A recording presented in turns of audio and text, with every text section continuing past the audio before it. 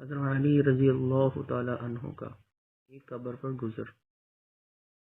عمیر رضی اللہ تعالی عنہ ایک شخص ہے، کہتے ہیں کہ میں حضرت علی کرم اللہ وجہہ کے ساتھ ایک مرتبہ جا رہا تھا۔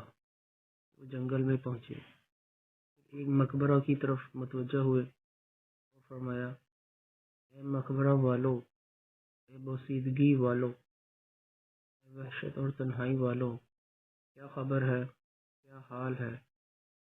ارشاد فرمایا، ہماری خبر تو یہ ہے، تمہارے بعد اموال تقسیم ہو گئے، اولادیں یتیم ہو گئیں، بیویوں نے دوسرے خاوند کر لیے، یہ تو ہماری خبر ہے، کچھ اپنی تو کہو۔ اس کے بعد میری طرف متوجہ ہو کر فرمایا، ویل، اگر ان لوگوں کو بولنے کی اجازت ہوتی اور یہ بول سکتے تو یہ لوگ جواب میں یہ کہتے کہ بہترین توشہ تقوی ہے۔